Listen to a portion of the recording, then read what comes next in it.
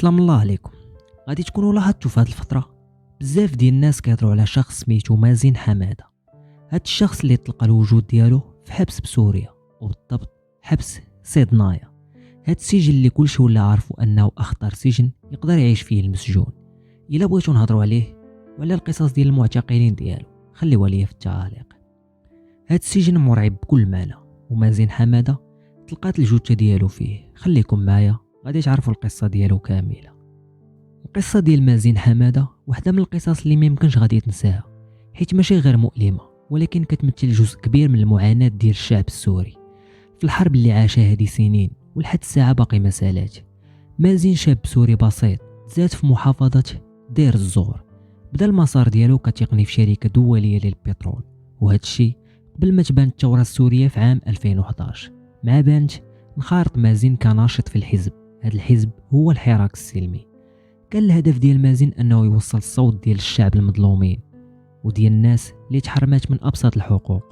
لكن النظام ديال الاسد كان ليه في الطريق واعتقلوا اكثر من مره.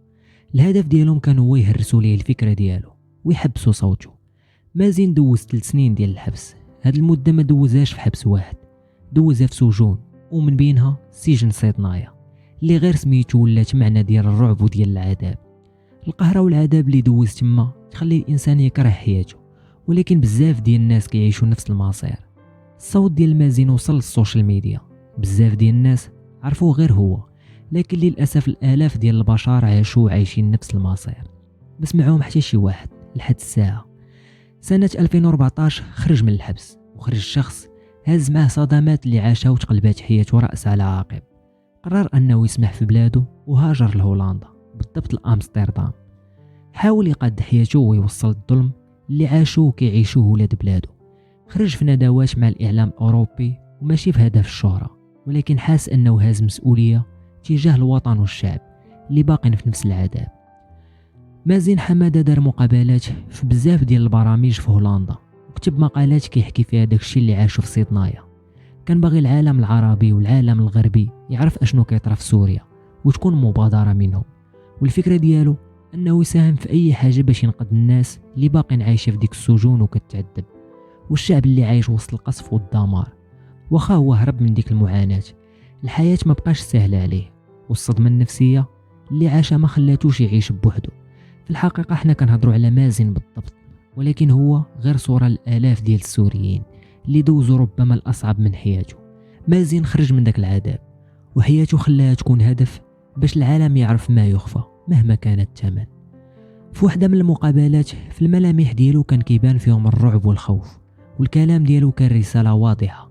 ديك المقابلات نشرات في السوشيال ميديا وحصلات على الملايين ديال المشاهدات، حيت هضر بصراحة وإحساس، وحكى أساليب التعذيب اللي طبقوا عليه، وهذا الشيء زاد أثر عليه نفسيا. ما دارش غير على راسو، قال حتى الناس كيفاش كيعذبوه. قال بزاف ديال الأساليب اللي ما غاديش تقدر تقولهم انت لصاحبك. الحاجه سبيسيال في ديك المقابله قال انه مستعد لاي حاجه جايه، المهم العالم يعرف الحقيقه. هاد المقابله كانت صدمه وقصف النظام السوري، حيت بين البشاعه اللي كتطبق على الانسان. المخابرات ديال سوريا دخلات على الخط وبدات بالتهديد بشكل مباشر، يا غادي تسد فمك يا غادي تشوف الويل. مازال الهدف ديالو كان واضح في عقله، والتهديد ما خلاش يتراجع، بالعكس بدا مع واحد البرنامج، سلسله كيحكي فيها من اول نهار ليه في الحبس وكيفاش عذبوه باش يعترف بشي حاجه هو ما دارهاش. سولوه في التحقيق ديالو شنو كان الهدف ديالك في البدايه ديال 2011.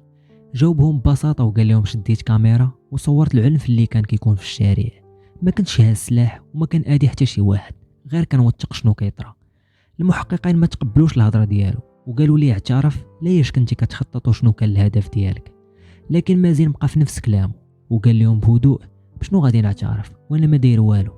بان المحققين انه ما بغاش يرضخ الامر الواقع.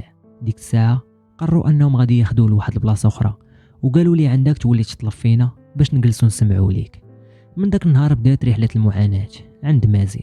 التعذيب اللي داروا ليه غريب انه بشر يطبقها ولا طيح في باله اصلا. ملي كان كيعاود اشنو صرا ليه انت كتسمع قلبك غادي يبكي، حيت كميه العنف والفكر الموسخ ولا الادوات الحاده غادي تصدمك. وكثر من اللي غادي تعرف هادشي كان كيكون في اماكن الحساسه في الجسم لدرجه كتكون الكرامه عدمتيها. هادشي كامل باش يعترف بشي حاجة هو ما دارهاش.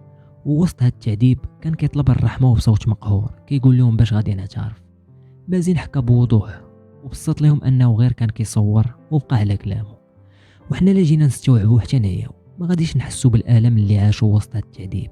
حكى على شي حوايج ما غاديش يقدر واحد اخر يقولهم، هو حكاها وشرحها ووصفها حتى بالشعور ديالها.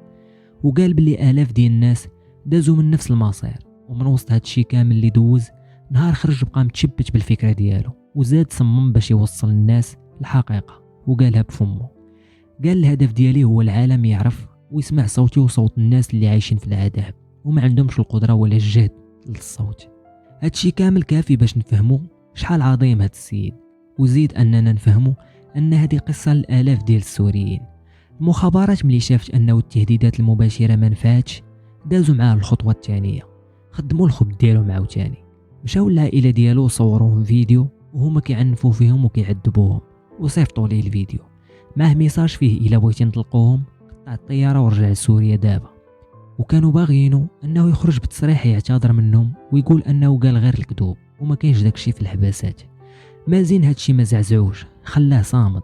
ولكن في 2020 كانت صدمه للناس حيت رجع لسوريا وبلا ما يعرف حتى شي واحد السبب. ولكن الامر كان باين انه رجع على ود عائلته. قهراتو الفكره ديال اقرب الناس ليه كيتعذبوه هو السبب ديالهم، مع انه عارف مزيان اشنو كيطرا فيهم. عقله كان كيبغي يخرج من بلاصتو بالتفكير، والقلب ديالو كان كيبغي يسكت من التوتر. هادشي علاش رجع. والامر كان باين غير حط رجليه في المطار غبر وما بقات عليه اخبار. بزاف ديال اللي كانوا متابعينه وبعض من الاعلام بغاو يعرفوا الاخبار ديالو، ولكن حتى شي مصدر ولا اخبار عليه. واللي بان من بعد ان النظام السوري وصل ليه هويه مزوره حتى لهولندا غير باش يقدر يخرج منها، حيت كان داير اللجوء السياسي، يعني مستحيل يرجع لبلادو.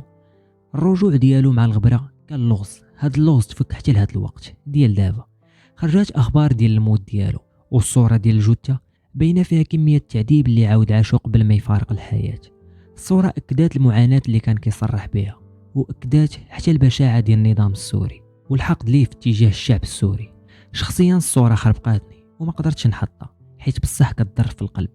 مازين من 2011 والهدف ديالو يشوف سوريا محرره، وهادشي كان السبب باش يخسر حياته. وكيفاش حتى مات تقتله هو بزاف من بحاله، حيت السجن عمر بزاف وجاتهم فكره انهم غادي ينقصوا عدد المسجونين بهاد الطريقه. مازين كان من بين الناس اللي تقتلوا، والغريب في هادشي ان الجثه ديالو تلقات في سبيطار كاين في دمشق، وكانت حتى بلاصه من لحمه من جات من الاثار ديال العنف. تحبس مازين من اول مره في 2011، خرج وهرب لاوروبا باش يرتاح شخصيا ويكمل باش يعتق الناس، لكن رجع في 2020 باش يعيش نفس الكابوس. وما نساوش كاين اللي من 2011 ما شافش الحريه حتى خرج جثه هامده. كيفاش عاشوا وكيفاش حسوا وكيفاش حتى كانت حالتهم الله اللي كيطالع بهم. السجن ديال صيدنايا بالضبط كانوا ما يعينهم حتى من الصلاه، وبزاف اللي كانوا كيلقاوهم كيصليو وكيقتلوهم ديك الساعه. حتى الناس خافت ولات كتصلي غير بعينيها وقلبها. عايشين وسط الحرمان من ابسط الحقوق. الله يرحم مازين حماده، والله يرحم جميع الناس اللي ضحاو باش تكون سوريا حره. سلام الله عليكم.